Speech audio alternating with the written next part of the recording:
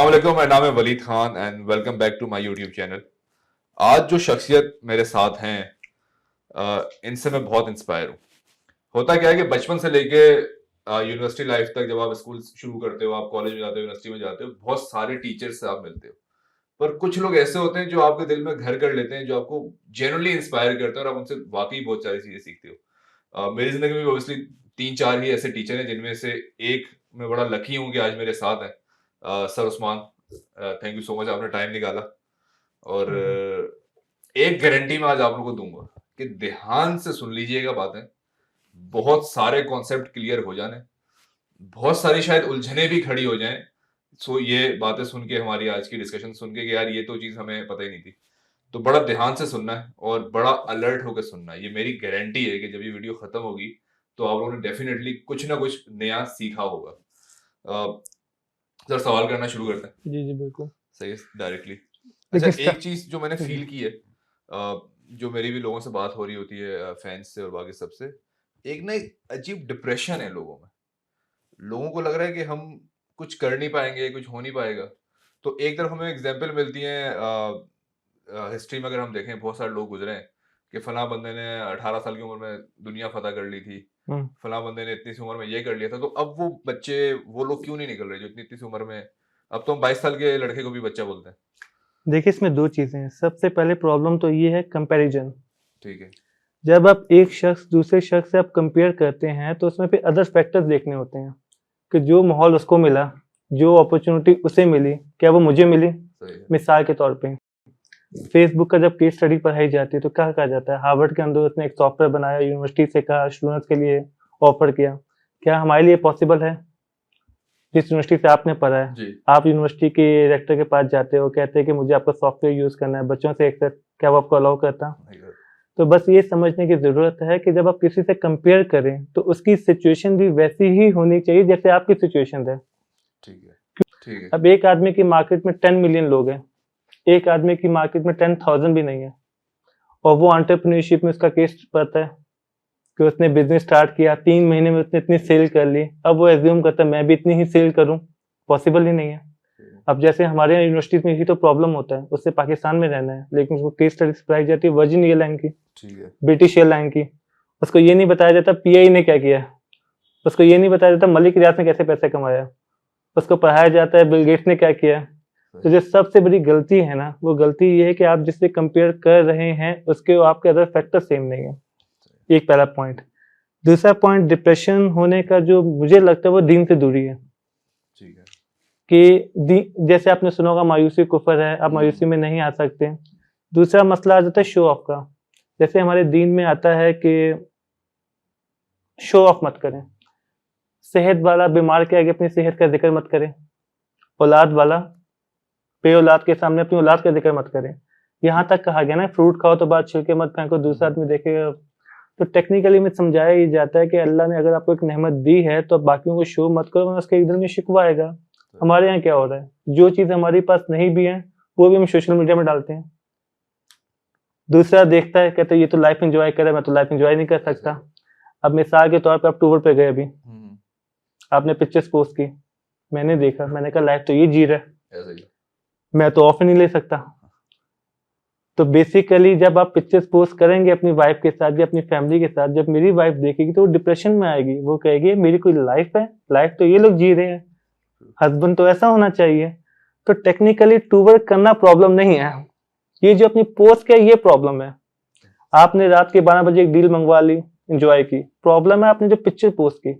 आपके लिए 1500 1800 कोई बड़ी बात नहीं है, लेकिन जो आदमी, दूसरा आदमी जो सोचा 1500 में पूरे महीने का किचन चला जाएगा, वो आपकी पोस्ट देख के सोचता होगा कि यार इसने सोचा होगा डील ऑफर करना। तो टेक्निकली हम जो इतनी पोस्टिंग कर रहे होते हैं तो लोगों का स्टैंडर्ड चेंज कर रहे हैं। जो बॉडी बिल्डर है उसने ऐसे ऐसे पेजेस ज्वाइन किए हुए हैं, 10% से कम बॉडी फैट, 7% से बॉडी, तो जब वो उसको देखता है उसका स्टैंडर्ड चेंज हो जाता है। जब स्टैंडर्ड चेंज होगा डिप्रेशन में आएगा। अच्छा, एग्जैक्ट उल्टा है, दीन में आता है अपने से नीचे वालों को देखो ताकि आप सेटिस्फाई हो। दीन में आता है कि अगर आप 1 लाख रुपए कमाते हो तो 50,000 वाले को देखो, 50,000 तो 25,000 वाले को देखो। हमारे यहाँ उल्टा है। अच्छा, यही एग्जैक्ट चीज हमें हदीस में मिलती है कि अगर आप अपने ऊपर वाले को देखोगे तो नाशुक्री होगी, डिप्रेशन होगा। अगर आप अपने से नीचे वालों को देखोगे तो शुक्रगुजारी पैदा होगी। हमारे यहाँ उल्टा केस हुआ है, क्योंकि जिस हिसाब से पोस्टिंग हो रही है और जो सुबह शाम दिन रात हम देख रहे हैं, अच्छा खासा मतलब 20% से लेस बॉडी फैट वाले आदमी ने ऐसे ऐसे पेजेस ज्वाइन किए हुए हैं, कहते हैं बॉडी तो ये होती है। लड़कियों ने जो पेजेस ज्वाइन किए हुए, स्किन तो ऐसी होती है, हेयर स्टाइल तो ऐसा होना चाहिए, मेरा कोई हेयर स्टाइल है। तो टेक्निकली सोशल मीडिया ने बड़ा रोल प्ले किया हुआ है। और जो लोग पोस्टिंग कर रहे हैं, अब जैसे मिसाल के तौर पे मैं अगर टूर पे जाता हूँ, मैं पोस्टिंग करता हूँ, बहुत सारे लोग हैं जो अपनी जॉब क्विट करके नहीं जा सकते, तो मैं उनकी लाइफ में डिप्रेशन ला रहा हूँ। वो सोचते होंगे ये लाइफ है। मैं अपने वीडियोस भी बड़ी अच्छी होती है ना, हाँ, प्रॉपर बनी हुई तो होती है। हाँ वही केस बता रहा हूँ। अगर मैं अपने होटल्स की पिक्चर्स पोस्ट करूँ, अब ये रिसेंटली केस हुआ था, एक स्टूडेंट ने मुझसे पूछा सर होटल के चार्जेस क्या थे, मैं 45,000 पर डे, कहता सर मेरा पूरा टूर इतने का था। अब फिर मुझे बाद में रियलाइज हुआ, उसने कहा मेरी वाइफ ने मुझे बहुत तंग किया। वो मैंने आपकी वीडियो देख रहा था, साथ मेरी वाइफ बैठ गई, तो उसने कहा कौन है मेरे टीचर, उसने कहा मुझे भी यहीं पे जाना है, ऐसे ही टूर करना है, यहीं पे रहना है। अच्छा। तो फिर मुझे रियलाइज हुआ गलती हुई है। उसके बाद फिर मैंने नोट करना शुरू किया, ये जो मैं पोस्ट कर रहा हूँ ये तो बहुत सारे लोगों की लाइफ में प्रॉब्लम पैदा कर रहे हैं। तो मैं अपने भाई के बच्चों के साथ, बहन के बच्चों के साथ वीडियोस पोस्ट कर देता हूँ, तो बहुत सारे लोगों के बच्चे नहीं है, वो देख के सोचते होंगे यार। तो अगर हम इनफैक्ट हमारे यहाँ तो एक्सट्रीम केस है ना, दूसरों की गाड़ियों के साथ लोग पिक्चर डाल रहे होते हैं। तो केस चले जाएं, दुबई अगर कुछ चले भी जाएं हो तो जाए, तो पार्किंग में बस गाड़ी समरी यहाँ पे आ जाती है कि लोगों ने जो क्राइटेरिया है ना, वो डू मोर वाला केस है। तो डिप्रेशन का एक बहुत बड़ा रीजन ये, एक तो दीन से दूरी है, दूसरा ये कि लोग रिसोर्सेज पे डिपेंड कर रहे हैं। हमारे यहाँ दीन में आता है ना कि अल्लाह तवक्कल लो। जैसे डॉक्टर साहब बड़ी खूबसूरत बात कहते हैं, जेब में पैसे हों और अच्छा डॉक्टर हो, फिर आपका मैं ठीक हो जाऊंगा, इसको अल्लाह तवक्कुल थोड़ी ना कहते हैं। अल्लाह तवक्कुल तो ये आपकी जेब में कुछ भी नहीं है, उसके बाद आपका मैं ठीक हो जाऊंगा। सारे रिसोर्सेज पूरे करने के बावजूद आप सोचें कि सब ठीक होगा, इसको अल्लाह तवक्कुल नहीं कहते। अल्लाह तवक्कुल होना होता है कि कुछ भी नहीं है फिर भी आप सोचें कुछ ना कुछ हो जाएगा। इसका ये मतलब नहीं है कि आप रिसोर्सेज अख्तियार ना करें, मतलब बस ये है कि रिसोर्सेज अख्तियार करने के बाद भी ये सोचें अगर मुझे सक्सेस मिली।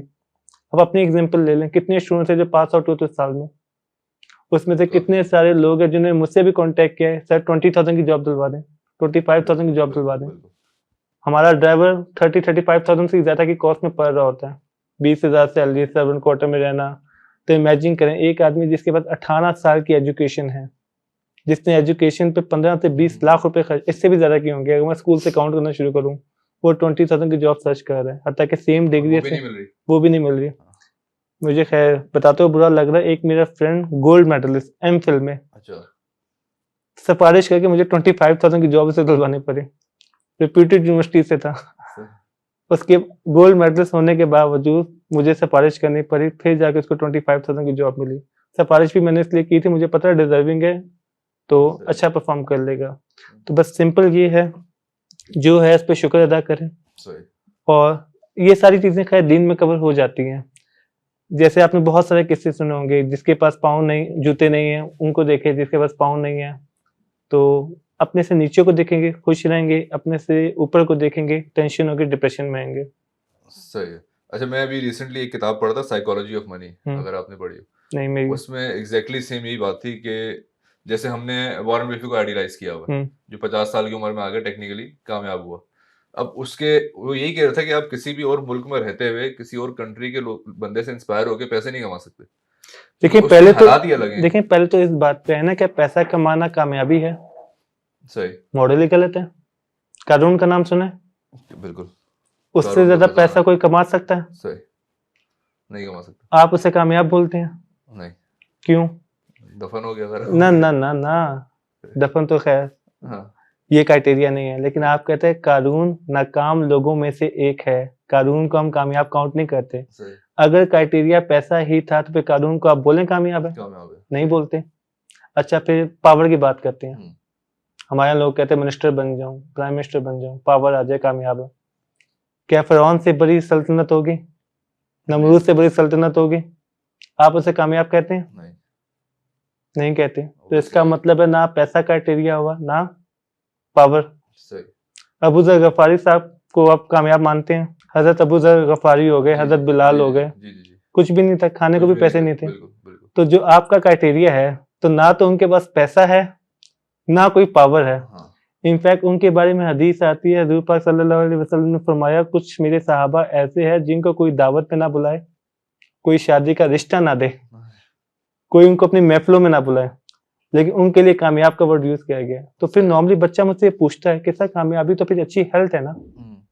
मेरे सामने बहुत सारे फिटनेस ट्रेनर हैं जो कहते हैं हम कामयाब नहीं हो सके, तो फिर कंफ्यूजन पैदा होती है। एक आदमी कहता है फैमिली के साथ टाइम अच्छा स्पेंड करना कामयाबी है, दूसरा आदमी कहता है मैं पूरा दिन फैमिली के साथ होता हूँ, ये तो कामयाबी नहीं है। फिर एक कहेगा पैसा कामयाबी है, फिर लाखों पैसे वाले आपको मिलते हैं कहते हैं हम नहीं कामयाब, मुश्किलों में। फिर एक कहते हैं सेहत सबसे बड़ी दौलत है, लेकिन आपको लाखों फिट आदमी मिलेंगे जो कहीं कामयाब नहीं है।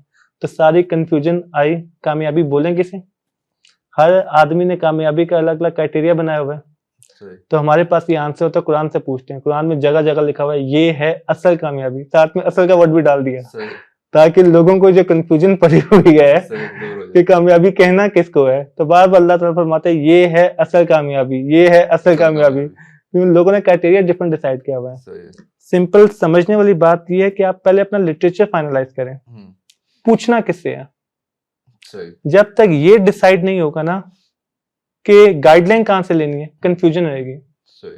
जब तक हम दोनों सेम लिटरेचर पे नहीं होंगे, मिसाल के तौर पे चैरिटी कितनी देनी चाहिए, आप कहते हैं 10%, मैं कहता हूँ 15%, कोई कहेगा 25%, पूरी लाइफ बहस होती रहेगी, आप किसी कंक्लूजन पे नहीं बचेंगे। जब तक आप ये डिसाइड ना कर लें कि पहले एक लिटरेचर रख लो, जो उसमें आ गया हमने लिटरेचर पढ़ेंगे, लिखेंगे ज़कात 2.5% सदका। तो समरी ये है कि एक ही बाप के अगर दो बेटे हैं, एक ही जगह पैदा हुए, सेम परवरिश हुई, स्टिल उन दोनों में जमीन आसमान का फर्क है। हत्ता कि एक ही डीएनए है, सेम घर में पैदा हुए, दोनों की सोच में जमीन आसमान का फर्क है। आप कोई रैंडम टॉपिक उनके सामने लाए, उन दोनों का इत्तेफाक नहीं होगा। तो आप ये कैसे उम्मीद कर सकते हैं कि आप खुद कोई रूल बना सकते हैं? इत्तेफाक नहीं हो सकता। आपकी नजर में जो एथिकल है दूसरे की नजर में एथिकल नहीं है, आपकी नजर में जो बेसिक राइट है दूसरे की नजर में वायलेशन है। तो इसलिए हमें डिसाइड करना पड़ता है, पहले एक लिटरेचर डिसाइड कर ले। नॉर्मली मैंने भी फेसबुक में नॉर्मली देखा लोग बहस कर रहे थे, 3-3 घंटे बहस करते, कंक्लूजन पे नहीं पहुंचते। वजह क्या है? दोनों के बेस अलग है। एक आदमी लॉजिक को लेके चल रहा है, दूसरा आदमी फिलॉसफी को लेके चल रहा है, तीसरा आदमी दीन को लेके चल रहा है। तो जब भी आप बहस करेंगे ना, तो पहले से डिसाइड करें, ये बेस बनाओ, इसके ऊपर बात करें। हाँ, क्योंकि फिर तो बहस खत्म नहीं होगी। जहां मैं दीन की बात करूंगा तो आप कहेंगे ये लॉजिक आता नहीं, अकल में बात नहीं आती। अब जैसे मिसाल के तौर पे आपने पढ़ा होगा पानी बैलेंस मेंटेन रखता है जमीन पर, ऊपर नीचे नहीं होता। अब कुरान का किस्सा आप कैसे मानेंगे कि भाई आधा पानी यहाँ खड़ा हो गया, आधा पानी यहाँ खड़ा हो गया? वो तो मानेगा ही नहीं, वो गए साइंटिफिकली साबित करो। अब उसकी बेस साइंस बनी हुई है, हमारी बेस कुरान बनी हुई है। अब साइंस तो कहती है आग का काम जलाना है, वो तो हजरत इब्राहिम का किस्सा माने ही ना, कि कैसी बातें कर रहे हो। तो मैं 10 घंटे भी इससे बहस करूं, कोई फायदा नहीं है। तो सबसे पहले हमें बेस डिसाइड करनी पड़ती है, बेस किस चीज को बनाए। हमें फेवर ये है कि हमें दीन मिला है तो लिटरेचर में सारी चीजें एक्सप्लेन है, एक एक चीज एक्सप्लेन है। तो अगर आपने कामयाबी का क्राइटेरिया देखना है तो हमें दीनी लिटरेचर देखना पड़ेगा, दीन किसको कामयाबी कह रहा है। कोई भी चीज है, सही गलत का फैसला, कौन खुश है कौन खुश नहीं है, किसे टेंशन लेनी चाहिए किसे टेंशन नहीं लेनी चाहिए। तो नॉर्मली जब मुझसे भी कोई पूछता है तो मैं उससे पूछता हूँ लॉजिकल रीजनिंग के तहत बात करनी है, दीन के तहत बात करनी है, किसके तहत बात करनी है। जब तक ये डिसाइड नहीं होगा ना, तब तक हम डिसाइड नहीं कर सकते क्या सही है क्या गलत है। मेरी इसमें ना एक प्रॉब्लम है, वो ये है कि देखें हम सबको पता है कि ओब्वियसली अगर हम मुसलमानों की बात करें कि दिन में 5 टाइम अजान भी होती है, बोलते आओ नमाज की तरफ आओ कामयाबी की तरफ। अब हम सब ये जानते हैं, हमें ये भी पता है कि जिंदगी जो है फानी है, एक दिन हमने मर जाना है जी, और मर ही जाना है और थोड़े से दिनों की है। तो हम पूरा एक इस्लामिक क्राइटेरिया पूरा कर लें, तो जन्नत है, हूरें हैं, बाग हैं, दूध है, नहरें, सब कुछ है। ये पता होने के बाद भी क्या चीजें जो हमें टिकाए रखती है कि नहीं घर बड़ा बनाना है, झूठ बोलना है, पैसे कमाने हैं, मैं इजी कर देता हूं, चाहिए। कमजोरी है, आप सिगरेट नहीं पीते, आप फिटनेस फ्रीक है, कोई दूसरा आदमी पीता है, क्या उसको ये नहीं पता सिगरेट बुरा है? पता। क्या शराब पीने वाले को नहीं पता शराब बुरा है? फर्क क्या है? देखें कुरान में एक और बड़ी खूबसूरत बात है, कामयाबी किसको कहा गया है? जो अपनी नफ्स को कंट्रोल में कर ले। नफ्स को कंट्रोल करने का मतलब क्या है? डिसिप्लिन है। उसका दिल चाह रहा है काम करने को, लेकिन नहीं कर रहा, नफ्स के अगेंस्ट जा रहा है। अब आप इस चीज को देखें कितनी मजे की है। एक आदमी अपना वेट कम करना चाह रहा है, उसका दिल चाह रहा है मीठा खाने को, खाएगा? अगर उसकी नफ्स कंट्रोल में है नहीं खाएगा। तो आप नोट करें जो डिसिप्लिन है वो अपना वेट कम कर लेगा, सही, दूसरे से नहीं हो पाएगा। सेम यही चीज दुनिया में हर जगह इम्प्लीमेंट होती है। सही, एक आदमी बिजनेस कर रहा है, वो कहता है सो जाते हैं, कल देखा जाएगा। दूसरा में डिसिप्लिन है कि नहीं, नफ्स के अगेंस्ट जाना है। सही, हर चीज में यही चीज आती है, वो कितना डिसिप्लिन है। तो हमारे यहाँ कामयाबी का क्राइटेरिया क्या है, कौन अपनी नफ्स को कंट्रोल कर लेता है। सही, और जहां तक इस बात का है कि लोगों को पता है, इस बात का नहीं पता। आपको गलतफहमी है कि अगर आपको लगता है कि लोगों को इस बात का पता है, अच्छा, लोगों को नहीं पता। बहुत सारे लोगों को नहीं पता। अब जैसे मिसाल के तौर पे केसेस देखिए, इंसान डिपेंड करता है अपने माहौल के ऊपर। सही, आप जितना भी दीन पढ़ लें, आप बाहर जाएंगे, एक अच्छी सी गाड़ी आपके सामने से गुजरेगी, आपके दिल में भी एक आएगा यार काश आप जितने भी दीनी हो।